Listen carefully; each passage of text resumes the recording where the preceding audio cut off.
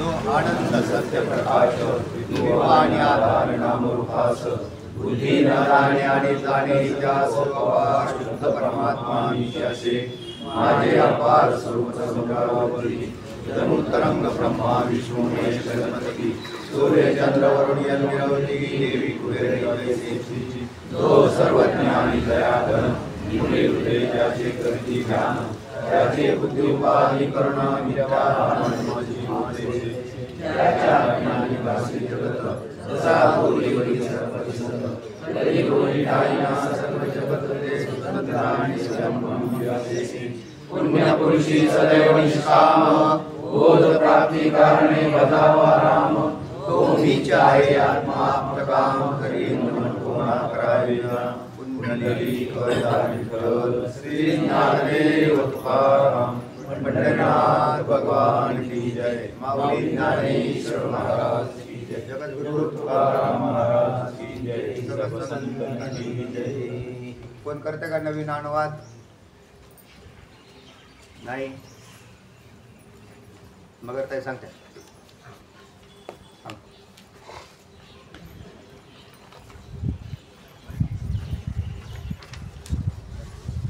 कुठून झाला विषय?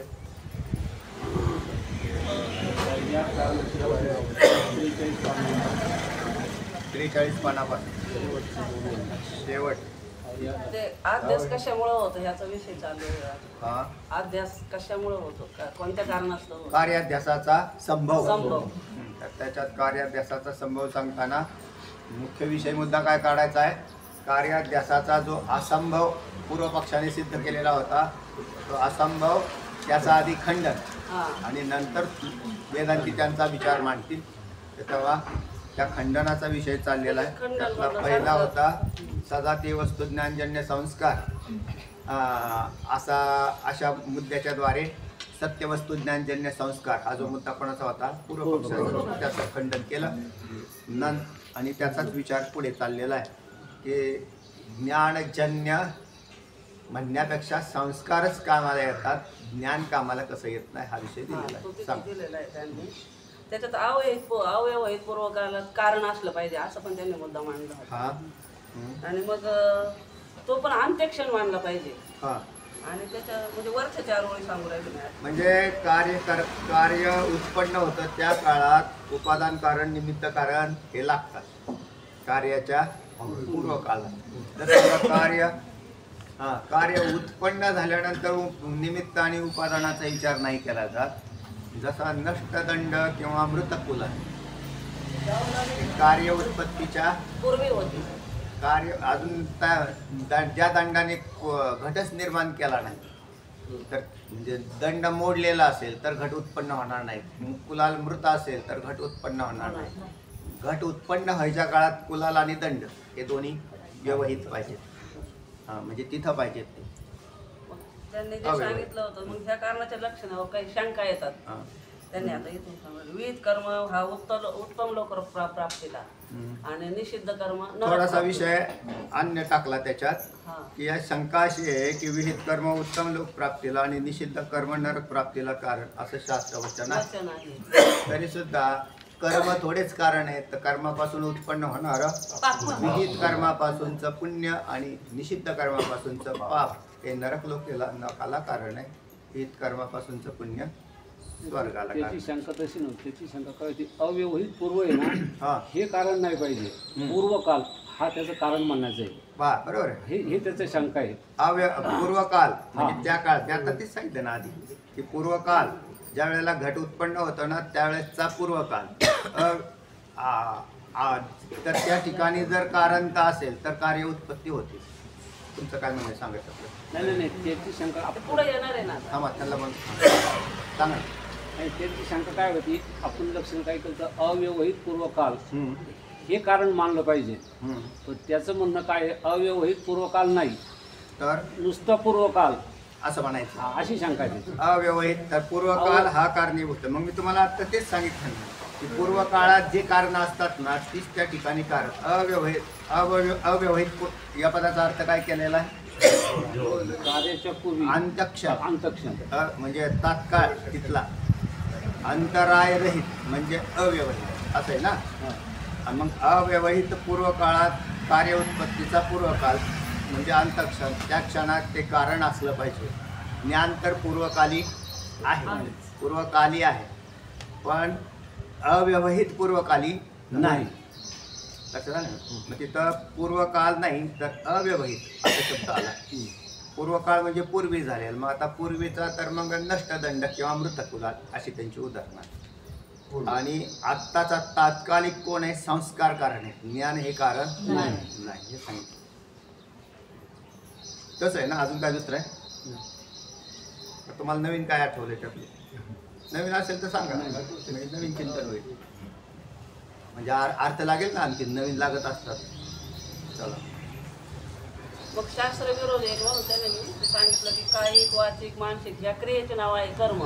बर. आणि कर्मानुष्ठानानंतर कर्माचा तर नाश संभव झालेला असतो. आणि म्हणजे कर्म हे नरक लोकाला किंवा स्वर्ग लोकाला कारण आहे ज्ञानाप्रमाणे. हां. तसं तिथं ज्ञान आहे. कारण ज्ञानापासून पाप पुण्य आपलं हे संस्कार, आणि संस्कारापासून नंतर ते पुढे उत्पत्ती, ती कार्य उत्पत्ती. तर इथं तसंच आहे की कर्म विहित किंवा निषिद्ध त्याच्यापासून म्हणजे कर्म, त्याच्यापासून पाप पुण्य, आणि पाप पुण्यापासून विहित किंवा निषिद्ध लोकांची आपलं स्वर्ग किंवा नरक लोकांची प्राप्ती.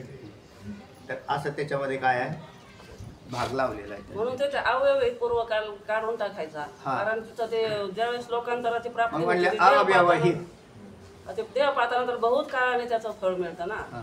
म्हणून ते अव्यवहित पूर्वकाल त्यांनी काढून टाका असं म्हणजे म्हणतात ते तेवढ्या काळापर्यंत. हा. परंतु ती शंका बरोबर नाही. ऐका, ते विहित निषिद्ध कर्म अव्यवहित पूर्वकाली नाहीत. हा. याकरता कारणाच्या लक्षणातून अव्यवहित हे पद काढा म्हणतात. काढा म्हणतात, पण ती शंका बरोबर नाही. तर अव्यवहित पदाचा अर्थ काय? अंतराय रहित.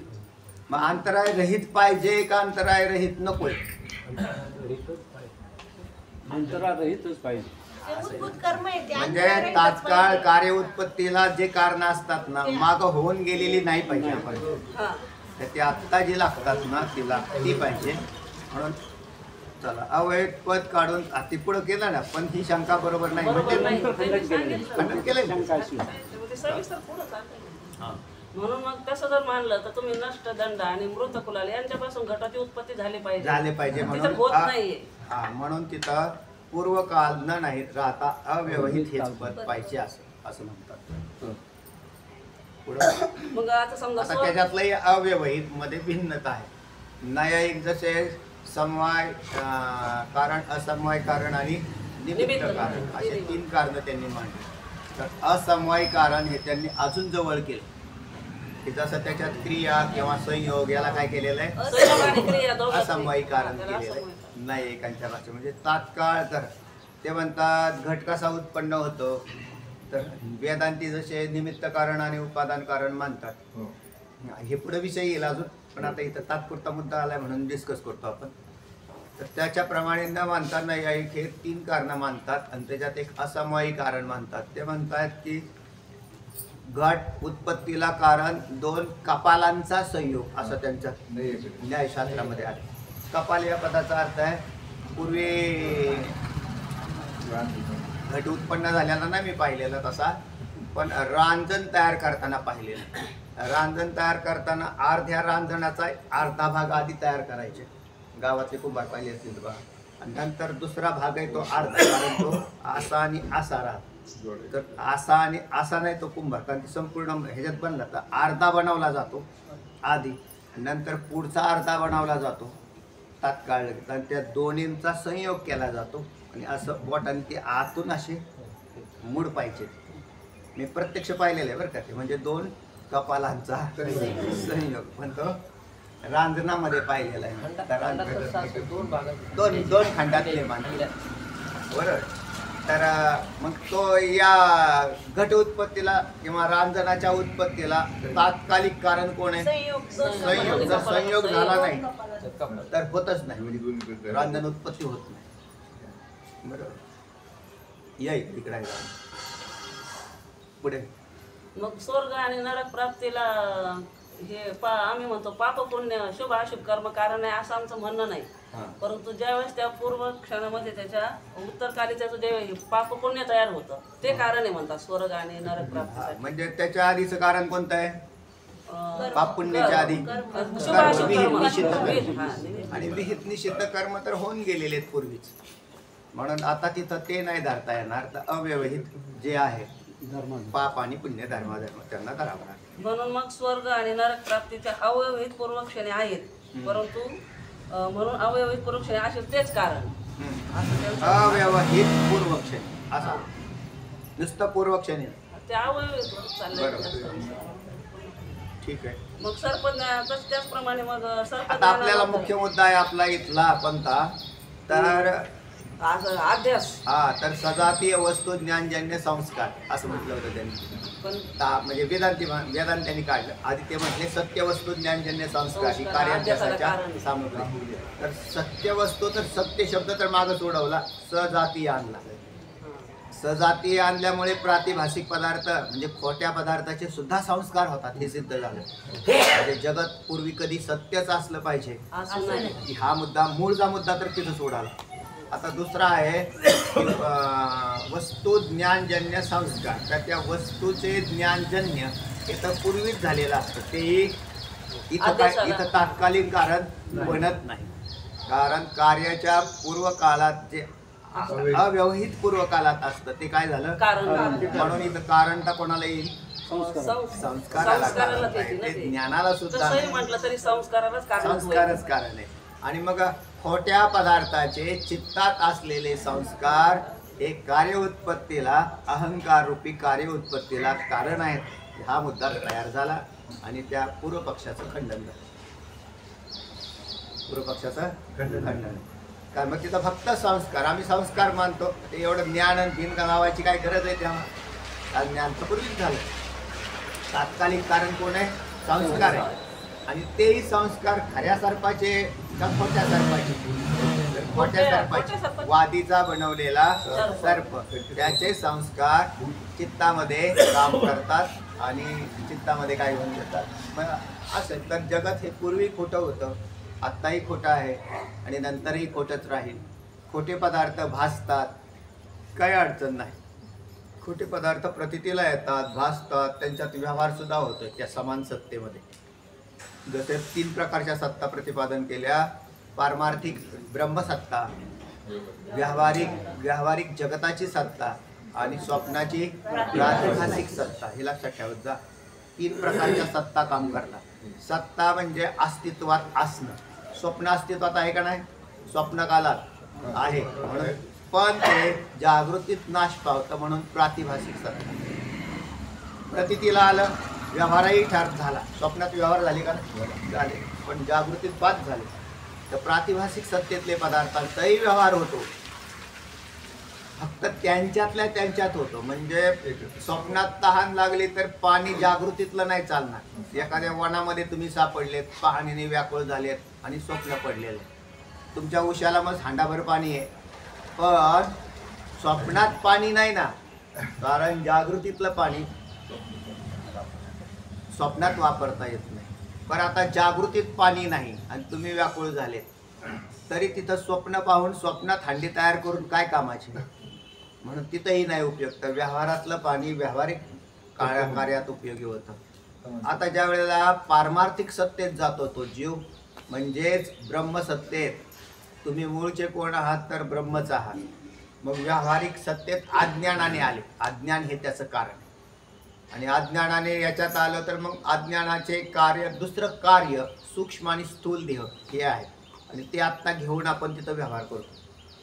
आता हे सुद्धा ज्या वेळेला कधी ब्रह्मविद्या त्या चित्तामध्ये उत्पन्न होईल, बुद्धीमध्ये उत्पन्न होते, त्यावेळेला त्याचा निराश होऊन जातो. ज्या कारणाच्या द्वारे अज्ञानाने कार्य घडलं आणि ज्ञानाने कार्य मिटवलं. अज्ञाने प्रथमं सर्वं ज्ञानेन प्रविलीयते. आचार्य सांगतात अज्ञाने प्रथमं सर्वं. अज्ञानाने हे सगळं उत्पन्न होतं आणि ज्ञानेन प्रविलीयते. ज्ञानाने काय मिटलं जातं.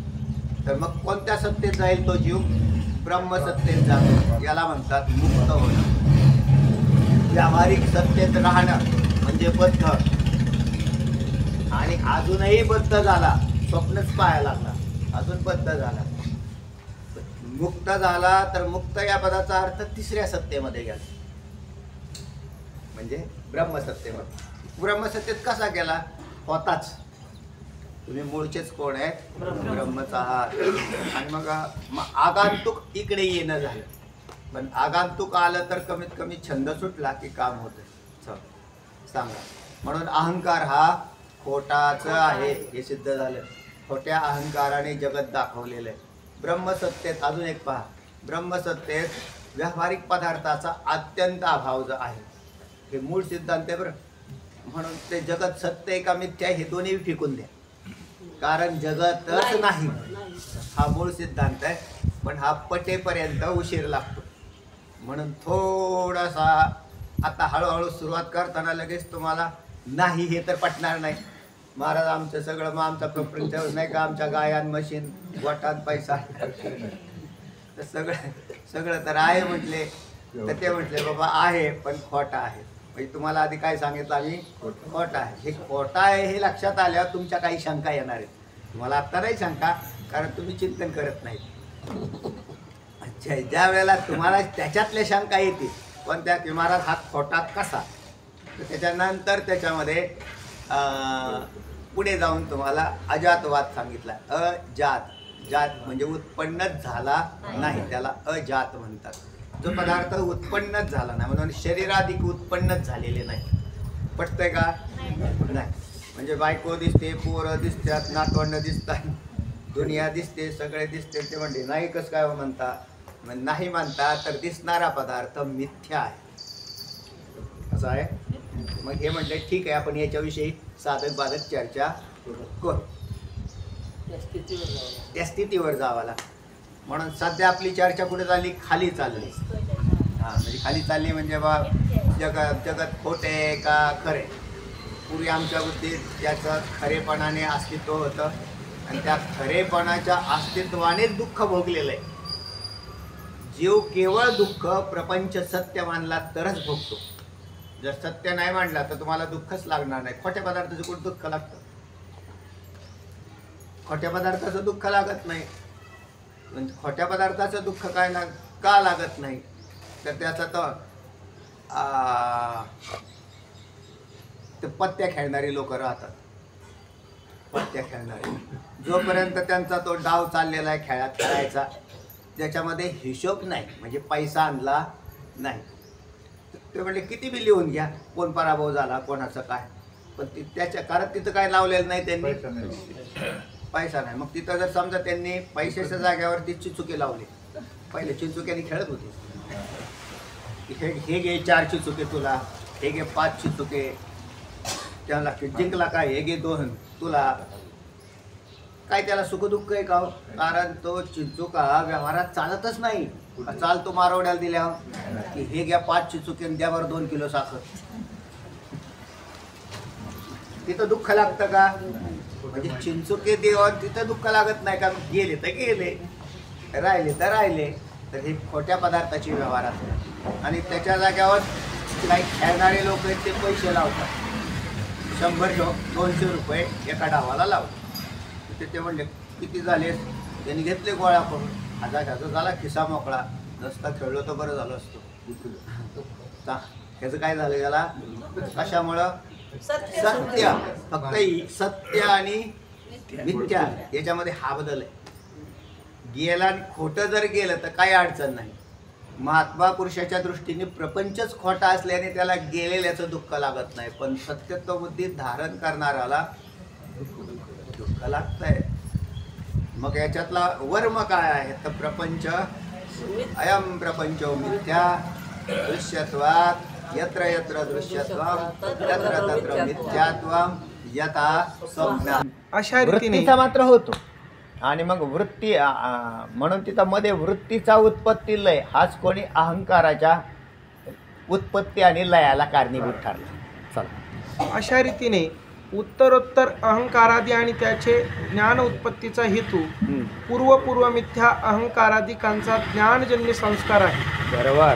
म्हणजे या शरीरात हल्ली जो अहंकारादी सर्व जगताचा अध्यास होत आहे त्यास पूर्व शरीराच्या ठिकाणी झालेला मिथ्या अहंकारादी जगताच्या ज्ञानाचा संस्कार कारण आहे. बरोबर आहे, ज्ञानाचा संस्कार कारण आहे. म्हणजे मागही जन्मामध्ये अनेक ज्ञानं झाली, त्यांचे संस्कार आपल्याकडे राहतात, पुढे पुढे ते होत राहतात. दररोज दिवस उगवतो त्यावेळेला नवीन अहंकार उत्पन्न होतात आणि बरेचसे त्यातले मागचे पुसले जातात. असं एक सॉफ्टवेअर आहे त्या मोबाईलमध्ये आहे ना, आहे बरं का ते. तर त्याच्यात दररोजचं त्याला क्रॅश करून टाकतं, जेवढ्या डाटा डिलीट करतं. असं एक सॉफ्टवेअर आहे त्याच्यात. कारण ते जर तुम्ही जितक्या फायली ओपन करून ठेवताल त्या घालवणार कोण, म्हणून याच्यामध्ये ते आहेच आहे. ते अगदी समांतर असंच आहे. म्हणजे समजा तुम्ही व्हॉट्सअपवर जेवढ्या फायली आल्या त्या ओपन केल्या, तर ओपन केल्यावरती त्याच्यामधली मेमरी काय करतं ते खातं, आणि मेमरी खाल्ल्यावरती जर कायमस्वरूपी ते जर राहिलं तर पुढे मोबाईल लॉक होऊन जाईल. म्हणजे होतात बी, कारण जास्त ओपन झालं त्याच्यात. मग त्याच्यामध्ये ते सॉफ्टवेअर काम करतं की किती क्रॅश केलं त्यात. 48 तासाच्या नंतर ते क्रॅश होतं. अगदी तसाच आपले बी अहंकार आहेत, ते क्रॅश होत चालतात. मागचे जातात, नवीन येतात, मागचे पुसले जातात, नवीन. मोबाईलनं आपली एकदम सारखं काम चाललं आहे. आपल्या चित्ताची काढलेली कामं, म्हणून चित्त जे आहे ना ते अगदी समांतर असंच आहे. पहा, म्हणजे काय म्हणतो आपण त्याला, डाटा, म्हणजे चिपसारखा, मेमरी कार्डसारखं काम करतं ते. बस फक्त ती प्रचंड मोठी मेमरी कार्ड आहे. आपलं चित्त हे प्रचंड मोठं, कारण त्याच्यात युगानुयुगाचे संस्कार बसलेले आहेत आणि युगानुयुगाच्या कर्माचे बी त्याच्यामध्ये कन्व्हर्ट होऊन बसलेले आहे. म्हणजे जसं कर्म केलं की त्याचं काय होतं आहे, पाप पुण्यात रूपांतरण. ते पाप पुण्य कुठे फिडिंग होतं आहे. जर संचित कर्मामध्ये हां, तिथं जर जागा शिल्लक नसेल असं होणार ना. म्हणून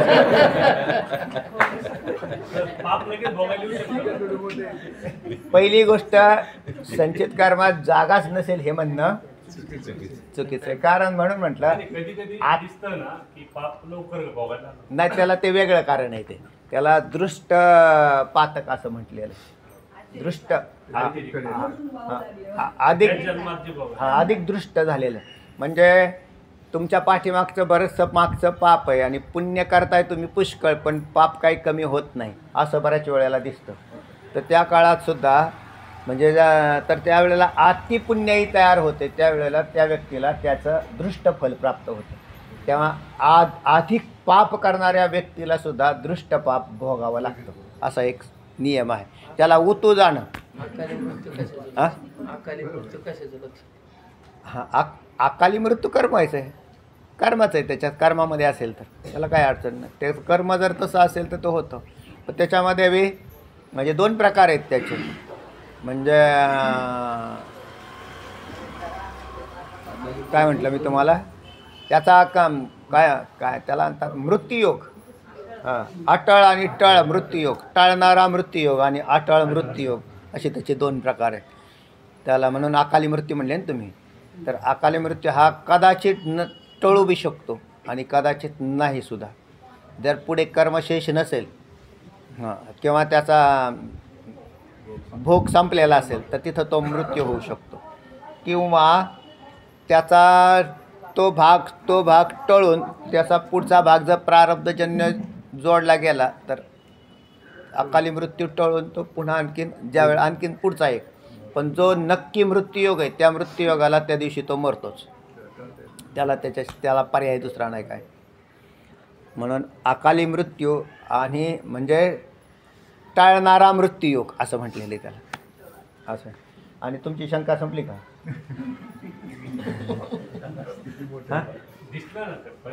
तर त्या बरोबर आहे ना. त्याचं कारण आहे की संचित कर्म आहे ना, त्याच्यात जर अधिक दृढ पातक करणारा असेल तर त्याला मग त्याला मी काय म्हटलं मगाशी उतू गेलं. तर ते आधिक्य झालं त्याचं. म्हणून ज्या वेळेला आधिक्य, ज्या वेळेला आतल्या आत तुमच्या त्या कढईत शिजत असतं त्यावेळेला ते उतू जात नाही, म्हणजे ते भांडं आहे. तर त्या भांड्याला सोडून बाहेर जर जात असेल तर म्हटलं मग त्याला काय करणार बा, कारण खालून जाळच तेवढा चालला आहे. म्हणजे पापच तितक्या जर जोरात चाललेला असेल तर मग ते भोगायला येतं, म्हणजे दृष्ट भोगायला येतं त्या व्यक्तीला.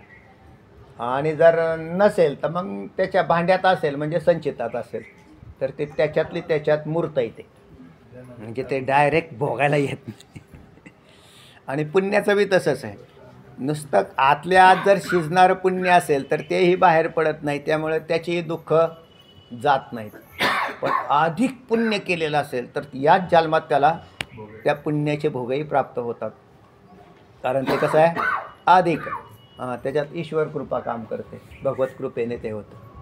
चला, पूर्वजन्मात जो अध्याय पण झाला, नियम 99% नियम कसा आहे संचितामध्ये. आणि संचितात जागाच नसते असा नियमच नसतो. तर संचित फुल किती बी सगळी डिस्क मोकळीच आहे, काय किती बी भरा त्यात, समुद्रात किती बी नद्या येऊ दे, तसंच आहे. चला, पूर्वजन्मात जो अध्याय झाला हां त्यास कारण हां त्याच्या पूर्वजन्मातील मिथ्या अहंकारादी ज्ञानाचा संस्कार हे होय. बरोबर आहे. पूर्व जन्मात असणारे संस्कार उत्तर जन्मातल्या संस्काराला कारण ठरतात.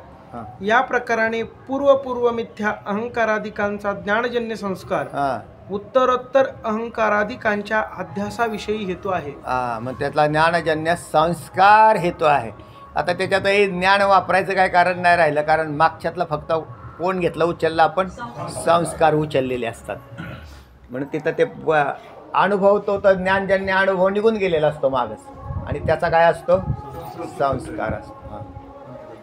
शंका, अहो हा जरी नियम मानला तरी प्रथम जन्मात जो अहंकार आणि त्याचे ज्ञानाचा अध्याय झाला त्याला संस्कार कुठला? त्याला संस्कार कुठला हा नियम सांगा मला. आता काय सांगा? जगत सत्य आहे, म्हणजे सत्य अहंकार, सत्य अहंकार पूर्वी तो म्हटला सत्य कुठेतरी अहंकार होता आणि त्याचा संस्कार होता. आता ते मत मोडीत निघालं, सजाती तर सजाती का असाना, पण कारण कोण ठरलं? संस्कार. मग पहिला संस्कार आणला कुठून महाराज? काही शंका आहे? पहिला संस्कार आणला कुठून की ज्या संस्काराने त्याचे व्यवहार सुरू झाले? बीज. मग तो संस्कार, कारण संस्कार जर न पहिला संस्कार नव्हता तर नवीन संस्कार येईल कसा? म्हणून कुठे का व्हायना पूर्वी सत्य संस्कार असला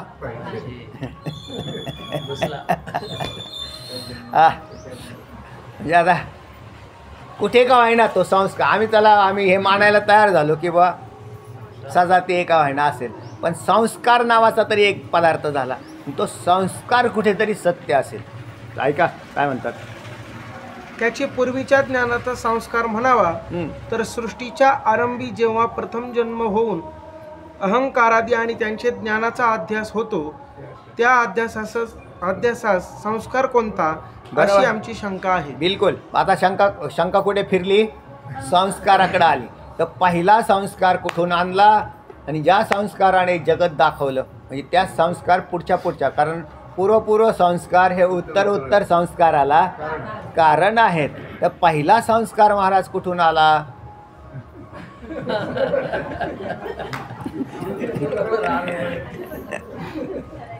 चला, तेव्हा तत्पूर्वीचा संस्कार आणणार कुठून? समाधान, ही शंका वेदांत सिद्धांत माहीत नसल्यामुळे कोणासही होते आणि या शंकेचे समाधान होणेही अशक्य आहे असे वाटते. बरोबर. असं वाटलं की आता आपण जिंकलोच असं तुम्हाला वाटेल, पण याचं जसं तुम्हाला शास्त्राचं ज्ञान होईल तसं लक्षात येईल की बरोबर आहे. याला कारण याचा मूळ गणित असं दडलेलं आहे की ब्रह्मस्वरूपाच्या ठिकाणी जगत नावाचा पदार्थच नाही. मग पदार्थच नाही तर तिथं विषयच येत नाही. पण मग आला तर कसा आला? तर आगंतुक अज्ञानाच्या काळात अनादि अविद्येमुळं आला, हे त्याचं उत्तर आहे. कशामुळं आला? अनादि अविद्येमुळं आला. म्हणजे तुम्ही आम्ही केव्हापासून आहेत? कारण संस्कार मोजायचा असेल तर तुम्हाला आणि माझं आयुष्य मोजावं लागेल. तुमचं आणि माझं आयुष्य किती आहे? अनादी असेल तर वाढदिवस साजरे करू नका. नाही कोणी येडपटासारखं ते वाढदिवसामध्ये घुसले, त्याचा वाढदिवस देहाचा झाला, तुमचा आहे का? नाही. कारण तुम्ही मी अनादी कालापासून बरेच देह घेतले आणि प्रत्येक वेळेला देह टाकला, दुसऱ्या देहात आलो. पण म्हटले हे केव्हापासून झालं, याचं एक काहीतरी फिक्स तारीख आहे का? तर त्याला शास्त्रात अनादी असा शब्द येतो. लक्षात ठेवा, कधी काय शब्द येतो? अनादी. तर मग असे जगात काही अनादी पदार्थ आहेत, त्याची यादी सांगतील तुम्हाला, ती पाठ करून ठेवा. आता ऐका. चला. ही शंका वेदांत सिद्धांत माहीत नसल्यामुळे कोणासही होते. या शंकेचे समाधान होणे ही अशक्य आहे असे वाटते. पण वेदांत सिद्धांत असा आहे की एक ब्रह्म, दोन अविद्या आणि त्या दोघांचा संबंध. म्हणजे ब्रह्म आणि अविद्या, अविद्येचं दुसरं नाव माया असं येतं. ज्या वेळेला ईश्वर उपाधी येते त्याला माया म्हणतात आणि जीव उपाधी येते त्याला अविद्या म्हणतात. तर तेव्हा ब्रह्म आणि अविद्या यांचा संबंध बरोबर आहे, कारण दोन भिन्न सत्तेतले पदार्थ आहेत. एक अविद्या झाली, अविद्येची सत्ता प्रातिभासिक म्हणा किंवा व्यावहारिक झाली, आणि तिकडे ब्रह्मसत्ता, म्हणून दोन भिन्न सत्तेतला संबंधही आला. म्हणून ब्रह्म आणि अविद्या यांचा संबंध आला. चौथा पदार्थ जीव. आता त्यांचा, म्हणून ब्रह्म आणि अविद्येच्या संबंधापासून कोण झाला? जीव झाला. म्हणजे मानावं लागेल ना तुम्हाला, केव्हा तरी झाला. केव्हा झाला? संबंध आला तेव्हा झाला. संस्कार केव्हा झाला? आता कोण झाला? जीव. आणि तसाच ईश्वरसुद्धा झाला. तर माया, ब्रह्म आणि माया अशा उपाधीमधून कोणाचा जन्म झाला? ईश्वराचा. म्हणजे उत्पत्ती मानावी लागेल तुम्हाला क्षणी काही अंशामध्ये. आता त्याला शास्त्रात अनादी असं म्हटलं, म्हणून त्याची उत्पत्ती न मानता अनादी असा शब्द प्रयोग येतो. अनादी कालापासून, पूर्वीपासून सिद्ध असा आहे. जेव्हापासून अविद्या तेव्हापासून जीव, जेव्हापासून माया तेव्हापासून ईश्वर, जेव्हा म्हणजे ब्रह्म ज्या आणि माया. खरं तर ब्रह्म आणि माया हे दोन पदार्थ नसून, ऐका बरं पुढे जाऊन, दोन पदार्थ नसून जीवाला कल्पनेने हे पदार्थ भासतात. आपल्याला ते कल्पनेने भासतात. म्हणून कल्पना अविद्या तेने झाला जीव, मायोपाधी शिव बोली जेते. ज्या वेळेला कल्पना जाते त्यावेळेला जगत जातं. जीव अंग आणि छाया जयापरी. तर तेव्हा माया आणि ब्रह्म हे दोन नसून, जर मग माया तुम्ही आज जगत पाहत असतात आणि तुम्हाला ज्या वेळेला महात्मा पुरुषांना ज्ञान होतं त्यावेळेला ते जगत नसून ब्रह्म आहे असं म्हणतात. महात्म्यांचा अनुभव काय आहे? जगत नसून ऐसा ज्याचा अनुभव विश्वदेव सत्यत्वे. हा संतांचा अनुभव झाला. पण संतांचा अनुभव आपल्या अनुभव आणि त्याच्यात जमीन आसमानाचा अंतर आहे. ब्रह्मज्ञानाच्या नंतरचा अनुभव येतो. आणि ब्रह्मज्ञानाच्या पूर्वी जगन हे अवघा जनार्दन म्हणायला लागले तर तुम्ही जनार्दन नाही पाहणार, ती वस्तूच पाहणार. कारण तुमचा व्यवहार जनार्दन म्हणून होणारच नाही. हां, मान्यताच नाही, आपल्या बुद्धीमध्येच नाही येते. म्हणून महात्म्यांचा अनुभव वेगळा आहे. पण एक वेळ असं होतं की ज्या वेळेला तुम्ही महात्म्य होताल, जगात महात्म्य होण्याचा अधिकार तुमचा आहे, पण तुम्ही याच्यावर दावा दाखल करा ना. तिकडे जमिनीवर दावे दाखल करतात, ह्याच्यावर जातात, कोर्टात जातात, इकडे येईनातच लोक. खरा अधिकार आहे का नाही तुमचा? तुम्ही हा दावा दाखल करायला पाहिजे की मी ब्रह्म का नाही, मी अविद्येत का राहतो, आणि ही सत्ता झुगारून द्यावी लागेल तुम्हाला. अविद्येची सत्ता धारण करून बसलेली. चला, तर तेव्हा आपला मूळ मुद्दा असा आहे की मग त्या जीव, ईश्वर आणि या पाचांचा परस्परात काय झाला? हे सहा पदार्थ काय झाले? अनादी, म्हणजे पूर्वीपासून सिद्ध असलेले पदार्थ आहेत. त्याला काय म्हणायचे?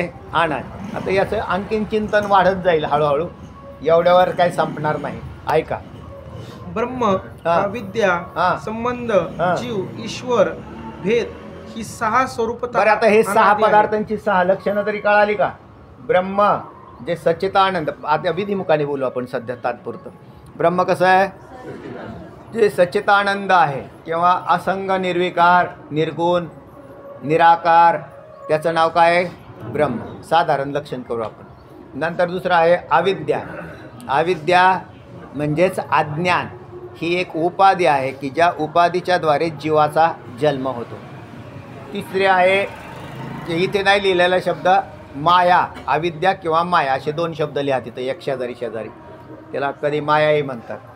म्हणजे आता माया झाली तर त्याचं काय आहे? माया आणि ब्रह्म यांच्यामध्ये काय आहे? संबंध. आणि त्या संबंधाचं नाव काय आहे? म्हणजे तो एक अनादी झाला. तो संबंधही केव्हापासून झाला? अनादी. चौथा झाला मायेच्या संबंधाने जीव आपला ईश्वर आणि अविद्येच्या संबंधाने जीव झालं ना. म्हणून तिथं 2 नंबर मुद्द्यामध्ये नुसतं अविद्या लिहिलं त्यांनी आहे ना. नुसतं अविद्या लिहिलं, तिथं कंसात अविद्येच्या खाली माया लिहून ठेवा. माया आणि अविद्या 2 नसून 1 आहे. पण तरीसुद्धा उपाधी भेदाने 2 आहेत. कारण पुढे जाऊन त्यांनी जीव आणि ईश्वर असं लिहिलं ना. मग आता जीव म्हटलं तर अविद्या हे जुळतं, पण ईश्वर म्हटल्यावर अविद्या नाही, मग माया लागते. चला, म्हणून नंतर त्यांचा 5मध्ये परस्पर असलेला भेद. हे सगळे 6 पदार्थ अनादी असे आहेत. म्हणजे पूर्वीपासून सिद्ध असलेले असे आहेत. वाचा. अहंकारादिकांची उत्पत्ती श्रुतीमध्येही सांगितली आहे. हां, श्रुती म्हणजे वेद. वेदाला श्रुती म्हणतात, हे लक्षात ठेवा. स्मृती म्हणजे भगवद्गीता. भगवद्गीतेला काय म्हणतात? स्मृती ग्रंथ. पाराशर स्मृती, अष्टावक्र स्मृती, भगवद्गीता ह्यालाही स्मृतीच म्हटलेलं आहे. तेव्हा स्मृत्या अनेक आहेत. स्मृत्या किती इथं? अनेक. मनुस्मृती, त्या स्मृत्या अनेक आहेत. आणि श्रुती एकच आहे. श्रुती म्हणजे वेद. एकदा सांगितल्यावर ते लक्षात राहिलं पाहिजे. तेव्हा श्रुती म्हणजे वेद आणि स्मृती म्हणजे भगवद्गीता. अहंकारादिकांची उत्पत्ती श्रुतीमध्ये सांगितली आहे. हां, म्हणून अहंकारादी सर्व पदार्थ स्वरूपे करून अनादी नसले तरी प्रवाह रूपाने अनादी आहेत. आता अहंकार महाराज हा एक पदार्थ सापडला. अहो, म्हणजे अहंकार म्हणजे या सृष्टीमध्ये जीवाच्या चित्तात उत्पन्न झालेली एक अवस्था आहे. एक पदार्थाची अवस्था आहे. तो अहंकारादी सर्व पदार्थ स्वरूपे करून अनादी नसले, म्हणजे त्यांचं स्वरूप जरी अनादी नसलं तरी प्रवाह रूपाने अनादी आहेत. स्वरूपे करून अनादी म्हटलं असतं तर पहिल्या अहंकाराच्या संस्कारापासून आत्तापर्यंत शिल्लक राहिलं असतं. म्हणजे नाश पावले, कारण त्याचं स्वरूप झालं असतं. पण तसं नसून प्रारंभिक उत्पन्न झालेले अहंकाराधिकाचे संस्कार पुढच्या वेळेला नाश पावतात. नवीन अहंकाराधिकाचे संस्कार होतात, ते नाश पावतात. त्यांना धरून पुढचे उत्पन्न होतात, ते नाश पावतात. पुढचे उत्पन्न होतात. पूर्व नाश, उत्तर उत्पन्न होतात. पूर्व. तर हे अनादी प्रवाह रूपाने चालू आहे. म्हणून जगत हे अनादी प्रवाह रूपाने संस्कार आपल्या चित्तात जगताचे उत्पन्न होत आहेत, नाश पावत आहेत. म्हणून जगतातल्या पदार्थांना सुद्धा, जगताला सुद्धा प्रवाह रूपाने अनादी म्हटलं. 7वा पदार्थ बरं का. कोणता? प्रवाह रूपाने जगतसुद्धा अनादी आहे. म्हणजे किती अनादी याचा अर्थ असा आणखीन ऐका. आत्तापर्यंत किती युग झाली? तर अनंत युग झाली. यालाच अनादी म्हणतात. नक्की आकडा सांगता येणार नाही. करायचं तरी काय त्याच्या वाचून की मग त्याचा अंत नाही. अशी कोटी युग मागं होऊन गेली ज्याच्यामध्ये तुमचे आमचे जन्म झाले. लोक असंभव गोष्ट वाटते, पण वास्तव तसं झालेलं आहे. का हो, आता ह्या गवताचे किती जन्म होणार आहेत आणि किती सृष्ट्यात जाणार आहे ते असंभव आहे. कारण ते इतक्या खाली तळाला गेलेले आहेत. त्याच्या खालचेही काही बरेचसे प्राणी. आजही माणसाचे जन्म घेतलेले माणसं, त्यांना देव कळतो का? त्यांचे किती जन्म जातील. कारण एक मानवी शरीर बिगर देवाचा जर गेला म्हणजे नामस्मरण नाही, काय नाही, काय भक्ती नावाचा विषय नाही, तर त्या माणसाचे कोटी जन्म माणसाचे होणार आहेत अजून. कोणाचे? मानवाचे. कारण तो एका मानवी शरीरात आणखीन कोट्यावधी योनींच्या कर्मा म्हणजे भोग शरीर निर्माण होईल इतक्या योनी उत्पन्न करतो तो. सलग लागतात नाही तर काय, संचितात जसे जाऊन पडले की सलग लागले. ते मानवाचे जन्म नाही सलग लागत. मानवाचे लागले तर 5, 4, 2, 10 लागू शकतात, नाही असं नाही म्हणता येत. पण त्याच्यामध्ये बी जर त्याला सत्कर्म सुचलं तर ना. बऱ्याच लोकांना हा विषय डोक्याला माहितीच नाही आहे काय ते. परमार्थ असा असतो हे माहितीच नाही आहे. देव माहिती आहे त्यांना, गणपती बाप्पा मोरया हे माहिती. नवरात्र आल्यावर नवरात्रामध्ये देवीचे साधना करत बसले हे माहिती आहे. त्याच्यात निष्कामता नाही, सकामता आहे की देवा सुखात ठेव. हा सगळ्यात मोठा घोटाळा आहे. देवाकडे जातात तर हे असे मागतात. गणपतीचे नवस केले उलट म्हणजे नवसाला पावणारा, त्याचं नावच लिहून ठेवलं उलट. हां म्हणजे त्या जेवढी भक्ती तयार करायची ती ते संसारात घालवायची अशी. तर अशी अवघड अवस्था आहे. म्हणून मानवाचे सुद्धा की जगाची लोकसंख्या 8 अब्जाच्या आसपास काहीतरी आहे ना. 800 कोटीच्या आसपास काहीतरी जगाची संख्या आहे ना. 800 800 काय असेल. मग आता याच्यात माणसंच आहेत नाही सारे. मग ह्यातले खरे पारमार्थिक किती, मुमुक्षू साधक काहीच नाही. मग ही माणसं बी कुठे गेली, मग चालले खाली. म्हणजे कितीतरी कोटी जन्म जातात त्यांचे. म्हणून अनादिकालापासून असलेल्या या सृष्टीमध्ये तुम्ही आम्ही आता उगाच थोडं फार का व्हायना लुकलुक करायला लागले डोक्यात. म्हणजे कळायला लागले थोडंसं लुकलुक.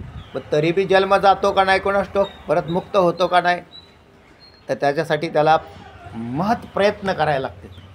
म्हणून अस्तेच्या अजून त्याच्यातही म्हणजे परमार्थात आलेले सुद्धा अस्तेच्या महापुरी रिगतात कोटीवरी चांगले आणि प्राप्ताच्या पहिलं तरी विपायला म्हणजे एखादा निघतो ते कठीण आहे.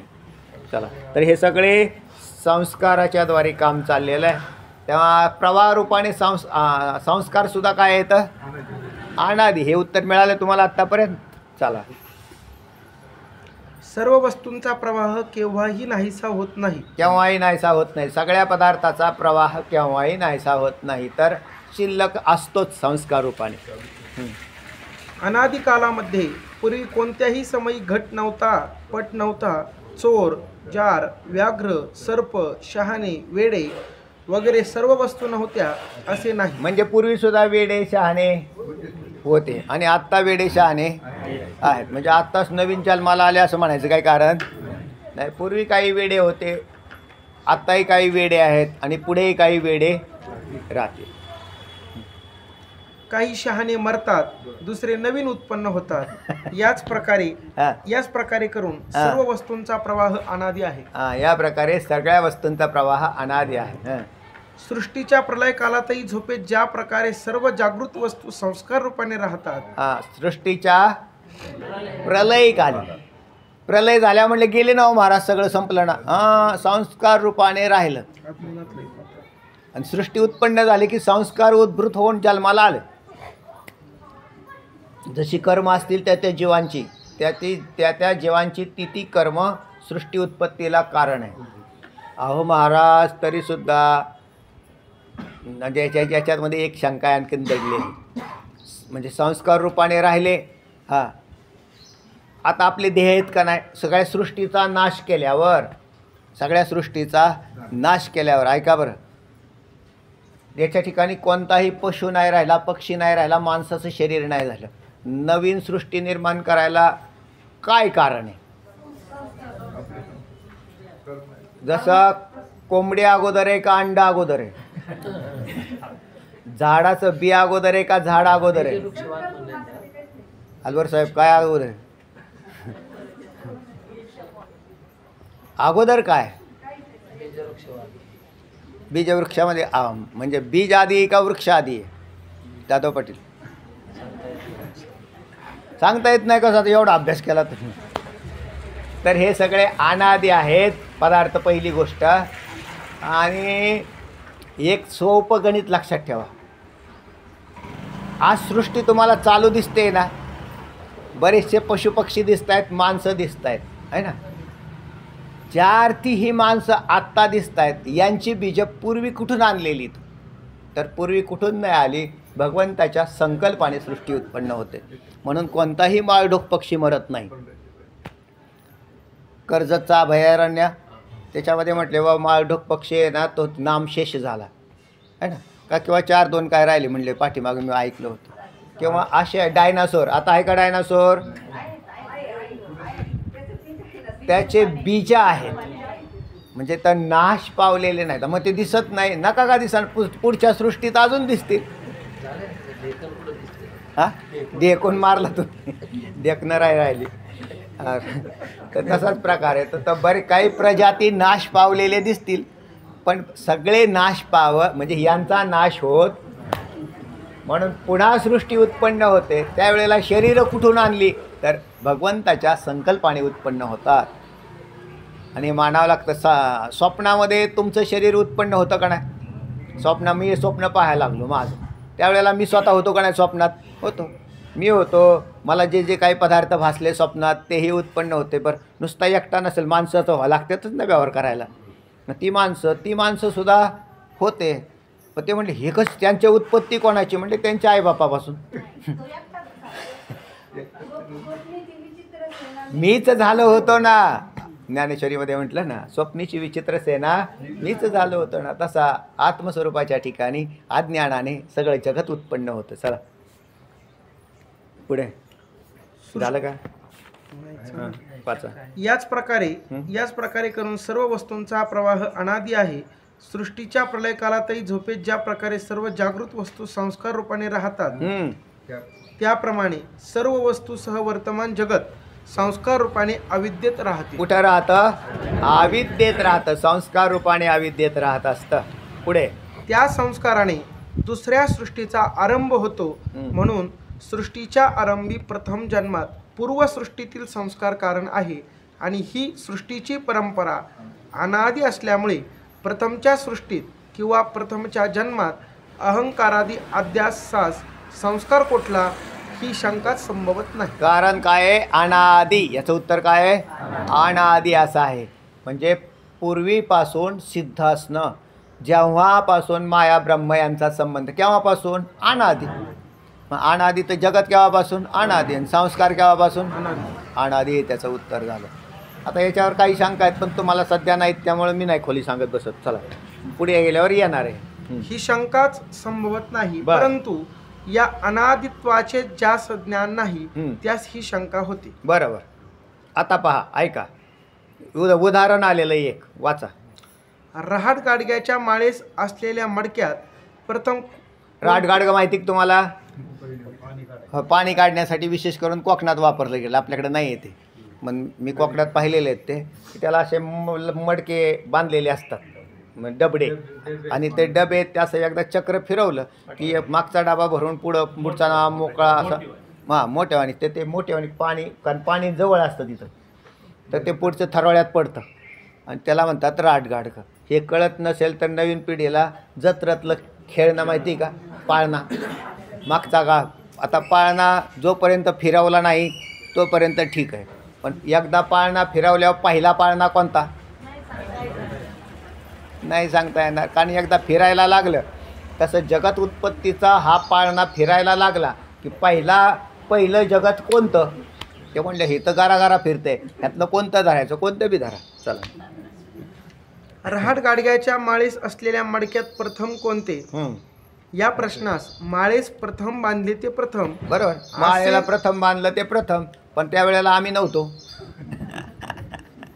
असे कोणी उत्तर दिल्यास माळ बांधतेवेळी त्याला प्रथमत्व असले तरी माळ तयार होऊन फिरू लागली म्हणजे अमुक एक मडके प्रथम असे नक्की सांगता येणार. एकदा फिरायला लागल्यावर मग नाही. फिरण्याच्या आधी पहिलं कोणतं हे सांगू शकतो.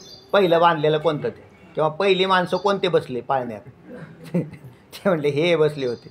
पण ते एकदा फिरायला लागल्यावरती ते म्हणले पहिले कोणते आणि दुसरे कोणते. आता नाही त्याच्या संबंध. तसा अनादिकालापासून हे संस्कार चालू आहेत. पहिला संस्कार कोणता? नाही सांगता येणार, कारण हे संस्कार रूपी जगत काय झालं? फिरायला लागलं. इतकेच म्हणता येईल की एकाच्या पुढील हे दुसरे, बरोबर, यापेक्षा जास्त उत्तर देता येणार नाही. त्याचप्रमाणे एका अध्यासापुढील दुसरा अध्यास असे अध्यास म्हणजे सांगता येईल. ब्रह्म असंच म्हणावं लागेल. ह्या अध्यासाला कारण पुढचा, पुढच्या अध्यासाला कारण पुढचा, पुढे. वस्तुतः जो पदार्थ नसून ज्याची अनिर्वचनीय प्रतीती येते त्याची परंपरा अशीच सांगावी लागते. याला अंडरलाईन करून ठेवा.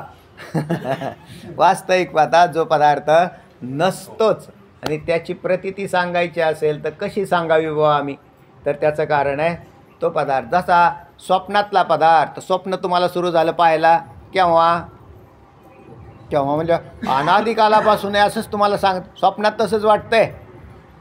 स्वप्नामध्ये जगत आत्ता उत्पन्न झालं आणि मी स्वप्न पाहतोय असं नाही स्वप्न पडत.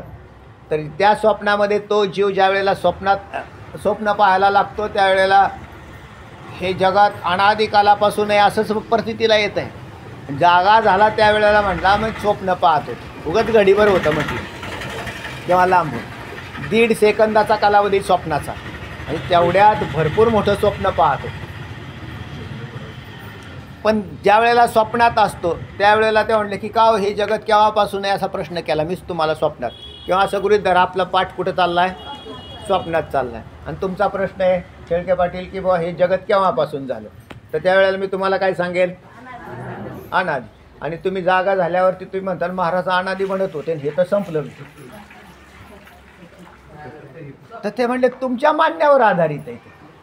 त्याचाही कालावधी कशावर आधारित आहे, तुमच्या मान्यतेवर आधारित आहे. ज्याला वेदांताचे सगळे सिद्धांत लक्षात येतील ना त्याच्या लक्षात येऊन जाईल की अरे खोट्या पदार्थाचा उत्पत्ती काल सांगायचाच नाही.